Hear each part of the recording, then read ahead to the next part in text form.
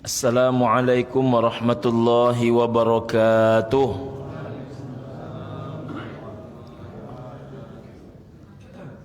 Innal hamdalillah salatan wa salaman ala Rasulillah. Asyhadu an la ilaha illallah wahdahu la syarikalah wa asyhadu anna Muhammadan abduhu wa rasuluhu la nabiyya ba'dah. Allahumma salli ala sayyidina Muhammad wa ala alihi wa ashabihi wa mawalah, amma ba'du. Ketua Pengurus Masjid Nurul Yakin yang kita hormati beserta seluruh pengurus, orang tua kami yang kami muliakan, Bapak RW, Bapak RT, tokoh masyarakat, para alim ulama, cerdik dan pandai, orang tua kami, sahabat-sahabat sebaya yang tak bisa kami sebutkan satu persatu, tamu-tamu Allah, sidang jamaah maghrib rahimakumullah, jamaah yang mendengarkan pengajian dimanapun berada, mudah-mudahan kita semua senantiasa dimuliakan Allah subhanahu wa ta'ala, amin ya rabbal alamin. Kita lanjutkan ibu dan bapak kaji kita malam ini. Ini adalah kajian terakhir pada bab seputar kematian, hadis nomor urut yang ke-17. Bismillahirrahmanirrahim. Innal mayyita, sesungguhnya mayit itu, kata Nabi, la yu'azzabu bibukai ahlihi alaihi, dia akan diazab, pasti diazab, kata Nabi sallallahu alaihi wasallam. Dikarenakan apa mayit itu diazab? Bibukai ahlihi alaihi, dikarenakan ratapan keluarga dia kepadanya. Ibu dan bapak rahimakumullah, pertama ada namanya tangis, yang kedua ada namanya ratap. Bagaimana cara membedakan tangis dan ratap? Kalau tangis yang keluar adalah air mata, kalau ratap yang keluar adalah kata. Jadi kalau yang keluar itu air mata, Nabi SAW pun keluar air matanya. Ketika Ibrahim, anak kandung Nabi SAW, berpulang ke rahmatullah, tak tahan rasa sedihnya hati Nabi, meleleh air mata Nabi. Selagi yang meleleh itu air mata boleh, yang tak boleh itu yang keluar adalah kata. Misalnya seorang ibu berkata, "Alun rasonyo masa kau lena, kau masih muda, amak nangkan dulu mestinya." Ini tak boleh. Kalau dia misalnya adalah seorang suami yang wafat, apa kata istrinya? "Dulu kata abang awak sei duit samati, kini abang mati ambo kok duit." Kok dimatikan dua-duanya anak sama siapa pula? Jadi ibu dan bapak rahimakumullah, tak boleh keluar dalam bentuk kata. Bagaimana berkecamuknya hati, bagaimana sedihnya jiwa, namanya kehilangan orang dicinta. Siapa yang tak merasa kehilangan? Maaf, ini kucing saja mati, iba hati kita. Ibu dan bapak, mati kucing. Kami ada mati kucing di rumah tu, macam pakai acara prosesi pemakaman pula ibu dan bapak rahimakumullah. Padahal kami ini tak pula terlalu penyuka kucing, cuman tak terlalu betul. Kalau orang-orang yang terlalu penyuka tu kan memang itu aja kerjaan dia. Maka ketika ada kucing yang mati terasa kehilangannya, apalagi ini orang tua kita, apalagi ini suami, apalagi ini istri, anak kandung, ibu dan bapak rahimakumullah. Saya tanya, setiap orang berbeda-beda. Ada seorang bapak, saya tanya, bapak siapa saja yang sudah Allah ambil? Mak saya Pak Ustadz wafat, ayah saya Pak Ustadz wafat, istri saya Pak Ustadz wafat, anak saya pun ada yang wafat, tapi tak ada kehilangan yang paling hebat Pak Ustaz kecuali kehilangan istri. Berarti sifat dekatnya lebih kuat kepada istri. Biasanya Pak Ustaz ada kawan bicara, biasanya ada kawan bergurau, ada pula kawan berdebat. Sekarang sunyi rumah terasa. Dia menyampaikan tu meleleh air matanya. Jadi setiap orang tu rasa sedihnya beda. Ibu dan bapak rahimakumullah, ada yang merasakan letak sedih yang paling hebat tu ketika kematian ibunya. Imam Hasan Al-Basri ketika berpulang ke rahmatullah ibunda tercinta, beliau menangis, beliau sejadi-jadinya. Ditanya oleh jamaah, kenapa engkau begitu kuat menangis wahai imam? Apakah engkau tak sabar? Ibumu diambil oleh Allah Ta'ala. Aku sabar, kata dia. Lalu mengapa engkau begitu kuat menangis? Seiring wafatnya ibuku ini, maka sebahagian pintu syurga terdekatku dan tercepatku telah terkatuk.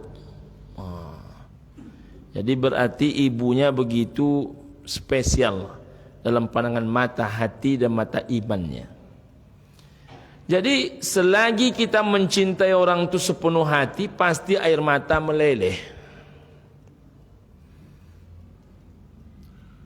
Bagaimana dengan istri Ismail Haniyeh? Di bom Israel, suami beliau nampak tegar hatinya. Bukan berarti beliau tak sedih. Memang istri-istri pejuang di Palestina itu bukan hanya suaminya, anak-anaknya pun sudah diwakafkan dia dah. Masya Allah. Itu nak terlawan sama kita tu.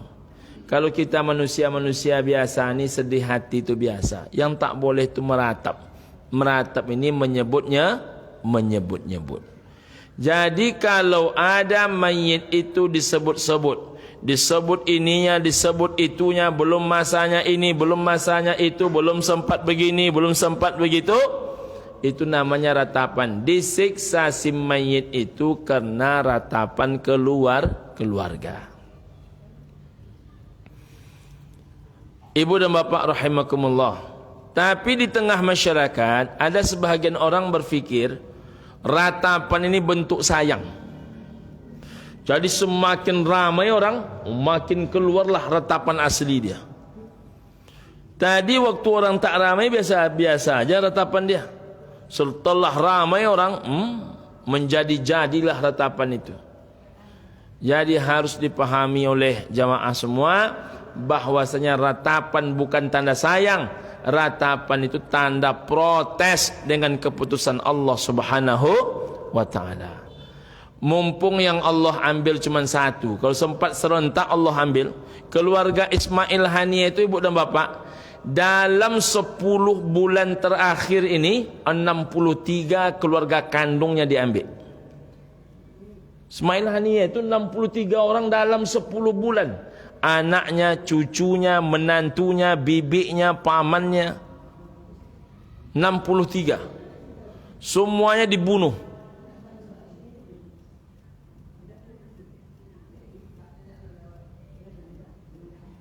Ya bu. Nah, 63 orang. Masya Allah. Luar biasa beliau. Surut beliau tak surut sama sekali. Itulah hebatnya pejuang-pejuang Islam itu. Kalau awak entah macam mana agak-agaknya. Jadi Pak, Gaza itu hanya seluas separuh Pekanbaru. Gaza itu hanya seluas separuh Pekanbaru. Yang menyerang dia, Israel itu pernah berperang dia dengan 6 negara Arab. 6 hari kalah oleh dia semua-semuanya. 6 hari dia melawan 6 negara Arab, kalah oleh dia.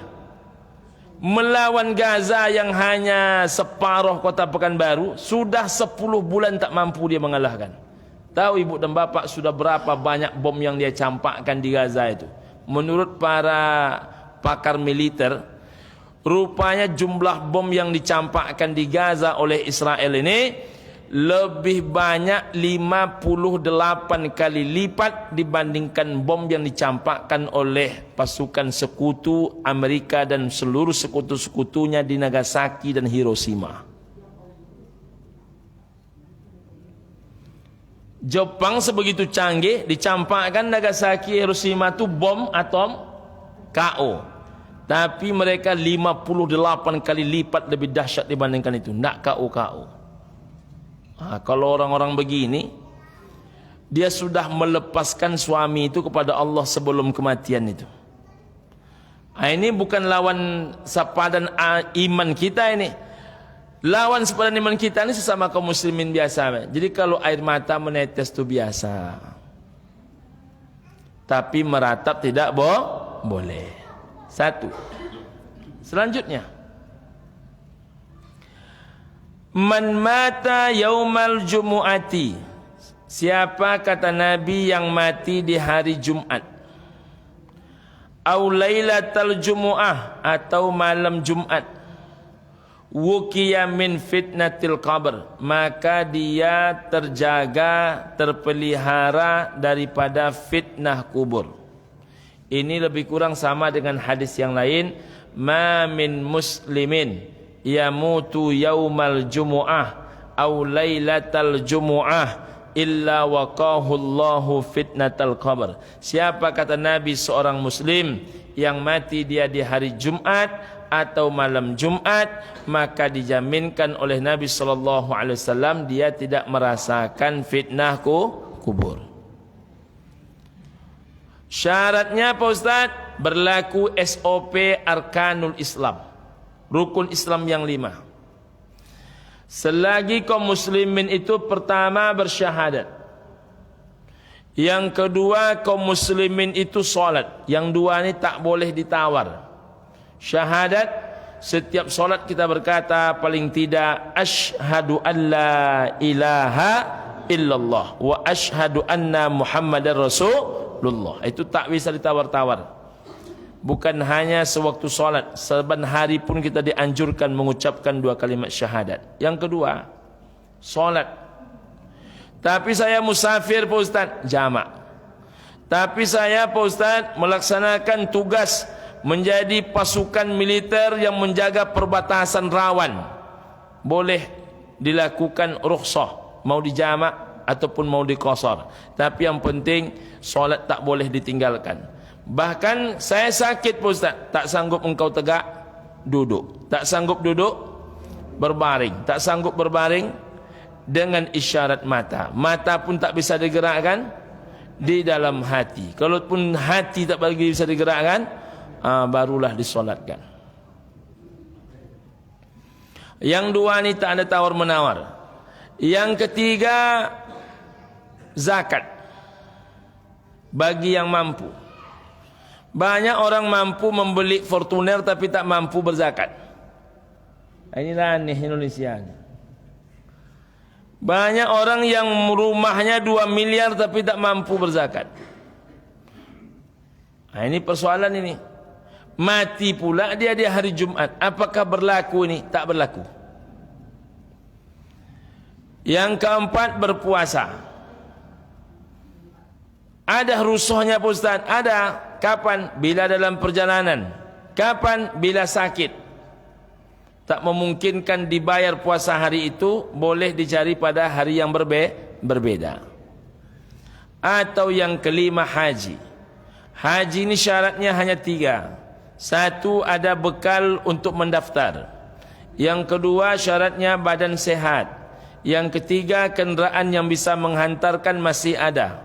Sekarang lebih mudah lagi, banyak saya dengar bank-bank yang melakukan pembayaran dulu,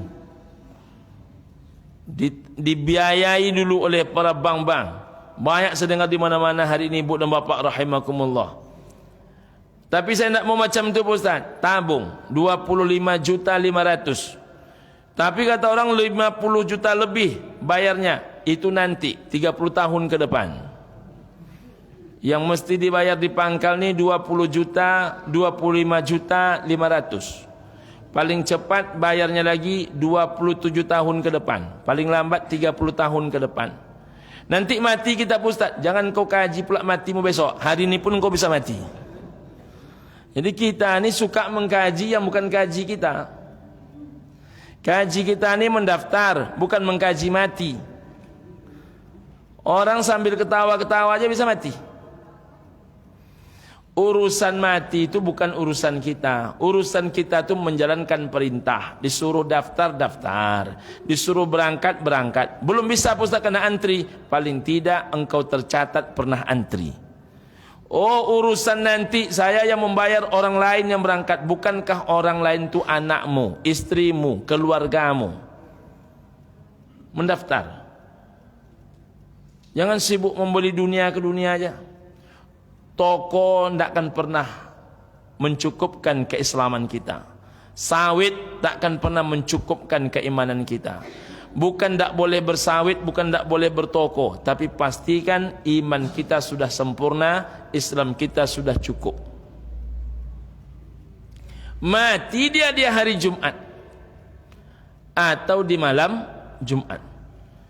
Ini namanya adalah malam Jumat. Malam macam ni dia mati. Bukan malam ini ya, malam kapan-kapan ini, tapi malam macam ini.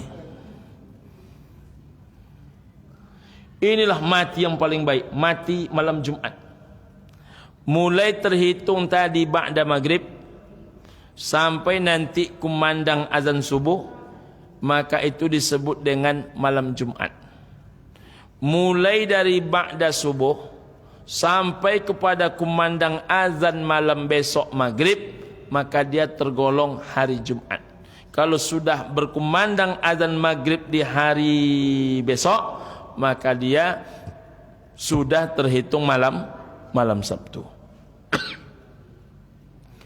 Orang yang mati di kurun waktu itu matinya menjadi istimewa, insya Allah mati dalam keadaan husnul khatimah. Mati malam Jumat atau mati malam Jumat dijauhkan daripada fitnah kubur. Ada orang yang menyebut Pak Ustaz semalam cuman berlakunya malam pertama saja. Jangan urus yang bukan urusan kita. Kadang-kadang jamaah ini banyak betul mengkaji hal-hal yang bukan urusan dia. Jadi Pak Ustaz, yang tidak kena dia fitnah kubur itu cuman pas malam dia mati itu saja. Habis itu dipelupu dia mereka balik. Jangan kau kaji yang bukan urusanmu. Pokoknya kata Nabi SAW, mati di hari Jumat, mati malam Jumat, tidak merasakan fitnah kubur. Berapa lama durasinya, berapa lama temponya, berapa lama waktunya, biarlah itu urusan yang menciptakan dan yang menyampaikan kaji ini kepada kita semua. Urusan roh itu, yas'alunaka 'anir roh. Jika engkau ditanya ya Muhammad tentang roh, qulir roh min amri rabbi. Jawab, roh itu urusan Tuhanku, Allah Subhanahu wa taala. Ibu dan bapak rahimakumullah, selanjutnya, la tazkuru halkakum illa bi khair. Jangan engkau menyebut-nyebut orang mati kecuali yang kau sebut tu yang baik-baiknya saja. Jadi rupanya menyebut orang mati ini hanya boleh yang baik-baiknya saja. Banyak orang bercerita macam ni. Awak kau bukan menceritakan almarhum Pak Ustaz, tapi dulu wakatunya duit memang jahit Pak Ustaz. Jahit inyo kau sampai ke jahit. Kau awak bukan menceritakan inyo kau. Jadi apa namanya? Itulah menceritakan tu. Tapi menceritakan yang elok boleh. Dulu Pak Ustaz, almarhum kau setiap pengajian Pak Ustaznya tiba. Yang manulah agak-agaknya. Entah kenapa Pak Ustaznya suka je ceramah Pak Ustaz. Yang mana orangnya? Ada agak-agak bulik-bulik, pendek-pendek Pak Ustaz. Kenapa ya hamba menebak yang bulik-bulik, yang pendek-pendek? Kan banyak yang bulik-bulik, pendek-pendek. Yang mana Pak orangnya? Pokoknya Pak Ustaz, kalau Pak Ustaz yang ngajinya datang. Inyo tu Pak Ustaz, kalau mendengar kaji kau suka. Apalagi kalau kaji itu masalah mati. Itu menceritakan yang elok. Dulu Pak Ustaz waktu almarhumah masih hidup, Kalau kurang-kurang seketek piti kami majelis taklim ibu-ibu kok Pak Ustaz inyo yang menombok itu boleh. Makanya semenjak almarhumah kau ndak ada Pak Ustaz terasa kurang Pak Ustaz. Orang bapiti di siko banyak Pak Ustaz, tapi orang mengaluan piti dan payah Pak Ustaz kata dia. Jadi menyebut yang baik boleh. Tak tahu ibu-ibu yang lain. Siapa yang telah wafat tu? Itu ibu-ibu yang suka membawa perbukaan tu kata dia. Perbukaan yang mana? Kalau hari Kamis dia kalau membawa perbukaan ke Masjid Nurul Yakin agak berlebih. Katanya itu boleh. Jadi menyebut kebaikan orang yang wafat boleh. Menyebut keburukan tidak boleh. Jadi jangan sebut-sebut keburukan. Saya pernah selesai solat di sini pas Nurul Yakin. Saya lupa siapa jamaah yang menyampaikan. Tiba-tiba jamaah itu dipegang tangan saya. Menangis dia. Kenapa bapak menangis? Pak Ustaz, saya nak cerita. Ceritalah. Saya baru balik kampung Pak Ustaz. Terus emak saya Pak Ustaz, kuburannya itu tepi jalan dan rupanya tanahnya itu roboh. Maka sekitaran 3 kuburan itu terpaksa dibongkar, dipindahkan ke tempat yang lebih aman. Salah satu kuburan yang dibongkar itu Pak Ustaz, kuburan emak saya. Tapi betapa terkejutnya masyarakat Pak Ustaz, jenazah emak saya itu utuh setelah 15 tahun dikuburkan. Macam mana dia dimasukkan 15 tahun lalu, saya masih ingat Pak Ustaz. Macam itulah jenazah itu saya temukan. Tapi saya tidak lagi nampak bapak itu sekarang. Entah sudah ikut menyusul orang tuanya juga. Ini lebih kurang setahun yang lalu di Masjid Nurul Yakin kalau saya tak salah cerita. Entah mungkin pengajian orang luar masuk ke Nurul Yakin, wallahu a'lam. Macam mana saya memasukkan dulu Pak Ustaz almarhumah mak saya ini ke dalam kuburan. Macam itulah saya temukan jenazahnya balik. 15 tahun. Dipindahkan agak ke atas, ke lebih tinggi tanah kuburannya. Situlah kami kuburkan Pak Ustaz. Apa rahasianya Pak Ustaz? Saya jawab, bukan saya yang menjawab rahasianya, bapak yang menjawab rahasianya. Karena yang tahu mak bapak kan bapak. Apa amal ibadah mak bapaknya yang tak pernah dia tinggalkan? Kalau amal Pak Ustaz, ada 2 amalan mak saya ini tak pernah dia tinggalkan Pak Ustaz. Apa tuh? Emak saya ini Pak Ustaz, orangnya Pak Ustaz tak bisa menengok orang susah. Suka sedekah. Padahal emak ini bukan orang kaya Pak Ustaz, orang susah juga. Tapi kalau menengok orang susah nak menolong dia. Yang kedua Pak Ustaz, yang saya tengok Pak Ustaz, kecil-kecil kami lagi Pak Ustaz, emak ni setiap malam tahajud Pak Ustaz. Biasanya kalau orang-orang yang tak rusak macam tu, biasanya ada keistimewaan. Masya Allah. Tapi jangan dikira orang yang tak rusak jenazahnya otomatis dapat baik semua. Tidak. Firaun juga tak rusak kuburannya, tak rusak jenazahnya. Ada seorang preman taubat lalu menjadi imam masjid. Saya jumpa dengan beliau, dipeluk-peluknya. Pak Ustaz, Masya Allah Pak Ustaz, saya dapat hidayah Pak Ustaz, kata dia. Rupanya indah solat ini Pak Ustaz, indah mengaji ini Pak Ustaz. Apa yang menghantarkan abang bisa taubat macam ni? Saya dapat proyek Pak Ustaz. Proyek apa saya bilang? Proyek menggali kuburan. Ini kejadiannya di Riau nih. Kuburan itu Pak Ustaz, tanah yang akan dibangunkan rumah sakit. Maka ada beberapa kuburan di situ dipindahkan ke tempat yang lain. Ada 2 jenazah yang aneh Pak Ustaz. Apa anehnya di situ? Satu, kami ketemu batu nisannya Pak Ustaz paling tidak 1/2 meter dalam tanah. Berarti sudah lama. Tapi ditemukan jenazah itu utuh. Orangnya panjang, tinggi, putih, ganteng Pak Ustaz, 2 meter. Tapi Pak Ustaz, saya pegang kain kain kafannya, rontok Pak Ustaz. Semacam kaos lampu serongken itu. Kami angkat jenazahnya Pak Ustaz, tidak bisa diangkat. Lalu apa yang abang lakukan? Kami pergi menghadap ke ulama senior di situ.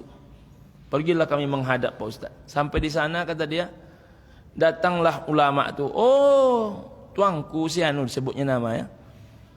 Siapa dia ni Pak Ustaz, Pak Buya? Dia ini ulama yang ikut dalam kapal Laksamana Cheng Ho.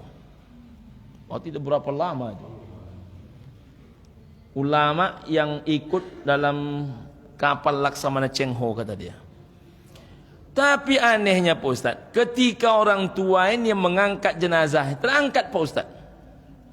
Disitulah saya termenung Pak Ustaz. Rupanya orang elok kok, tak namu diangkat dek preman Pak Ustaz. Itu kata dia. Memang terpukul hati saya Pak Ustaz. Badan saya sebesar ini tak bisa ngangkat jenazah tu. Orang tua ini bisa ngangkat dia. Rupanya orang baik ini bisa pula memilih orang baik dengan tak baik tadi. Lalu Pak Ustaz kata dia, gali lagi, ketemu lagi satu kuburan yang aneh isinya Pak Ustaz. Jenazahnya menghitam, padahal baru 6 bulan. Tubuhnya itu menghitam legam. Mohon maaf, giginya bertaut. Kukunya memanjang. Lalu kami carilah emak yang bersangkutan Pak Ustaz. Dia anak gadis usia 14 tahun, rupanya mati bunuh diri kena diputus pacar. Jadi ibu dan bapak rahimakumullah, jadi tak selamanya jenazah-jenazah utuh itu langsung otomatis dikatakan baik dan tidak baik, karena itu rahasia Allah Subhanahu wa taala.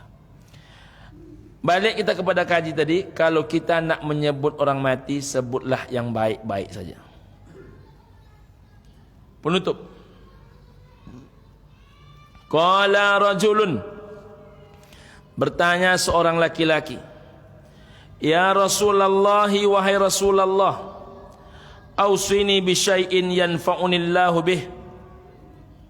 Berilah saya nasihat, berilah saya wasiat, berikanlah saya perintah, berikanlah saya pesan.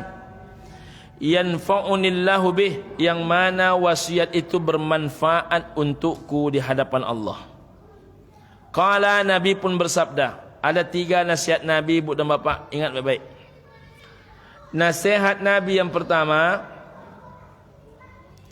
aksir zikral maut yuslika anid dunya. Perbanyak kalian, kata Nabi, mengingat mati, maka kalian terhibur dalam urusan dunia persilatan. Persilatan itu tambahan saya saja. Sini dunia saja. Wa alaika bisyukri.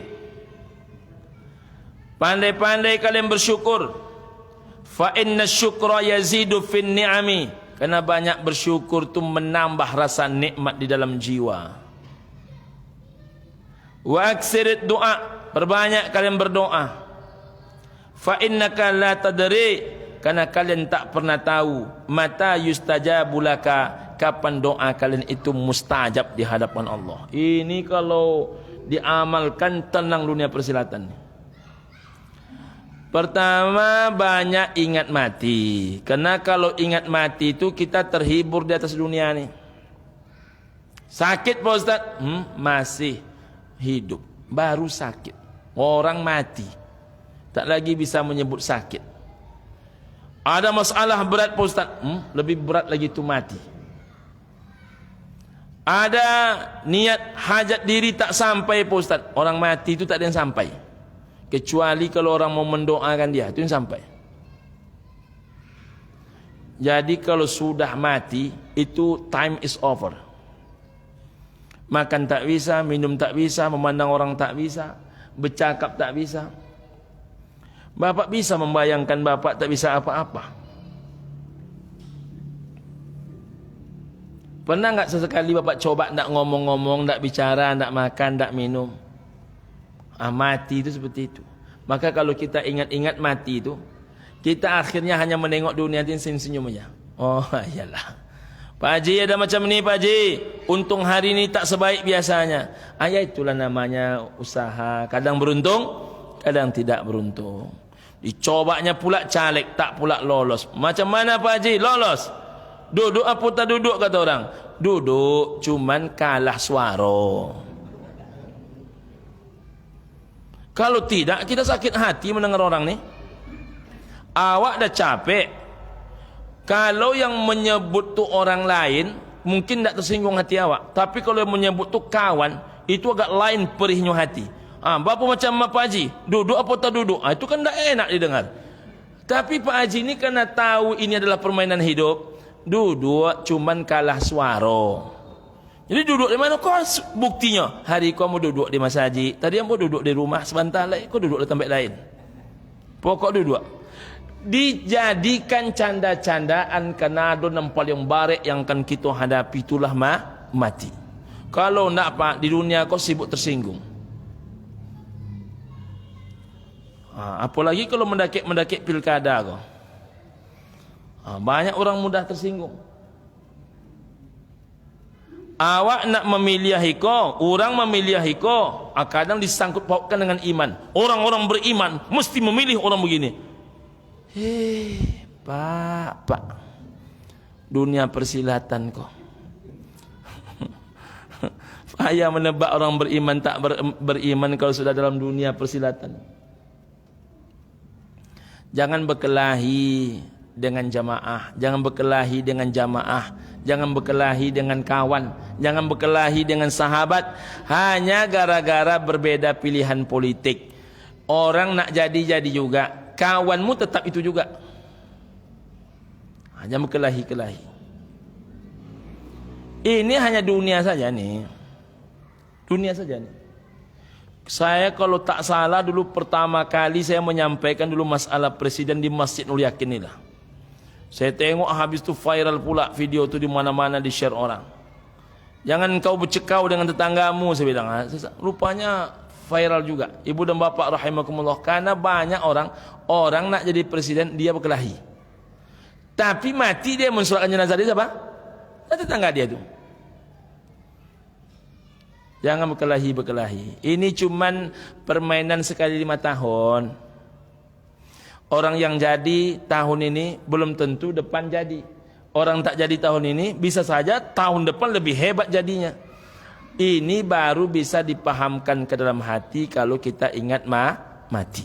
Yang kedua, perbanyak bersyukur. Karena kalau banyak bersyukur tu jiwa kita ini tambah tenang. Ambo danga-danga Pak Haji sakit. Bukan sakit, cuman kurang lama badan. Ada seorang buya saya tanya, iyo tio buya sakit. Yang sakit cuman tangan sebelah kiri, tapi kesado yang lain tu sehat, kata dia. Padahal awak tengok tangan sebelah kiri itu lain bentuknya. Tapi dia menjawab dengan bercanda saya, yang sakit cuma sebelah kiri, yang selebihnya sehat. Jangan kita cengeng karena yang satu ni kurang enak. Nikmati yang ada yang lain. Syukuri apa yang engkau terima, bukan apa yang engkau tidak terima. Jangan persoalkan apa yang tidak engkau dapatkan. Manusia semakin banyak mempersoalkan apa yang tidak dia dapat, maka dia takkan pernah tenang dalam hidupnya.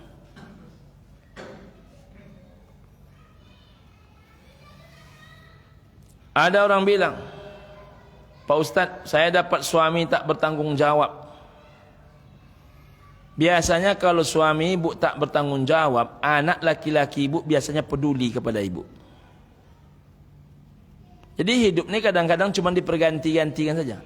Kalau ini yang kurang, ini yang lebih. Kalau ini yang lebih, ini yang kurang. Mengapa manusia itu tak dapat semua yang dia minta? Karena kalau dapat semua yang dia minta, yang muncul itu Fir'aun. Jadi kalau ada bapak-bapak badan sehat, istri pelawan. Kadang istri soleha, mohon maaf anak-anak baik, minantu pula yang kadang-kadang bermasalah. Aduh aja.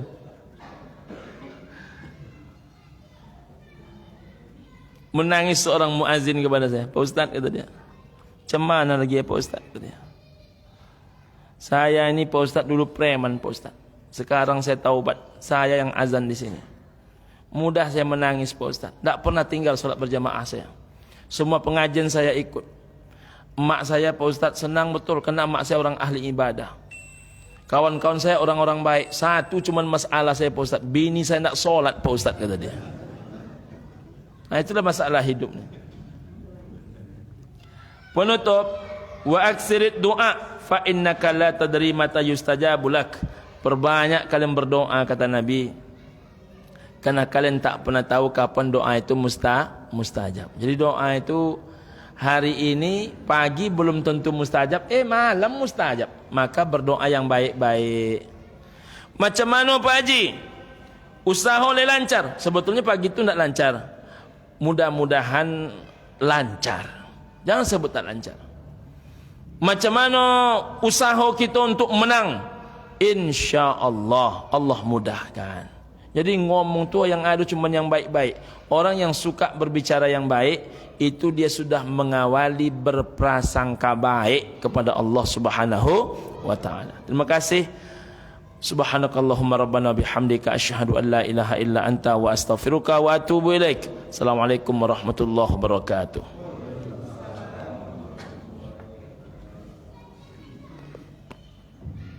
Alhamdulillah rabbil alamin telah sama kita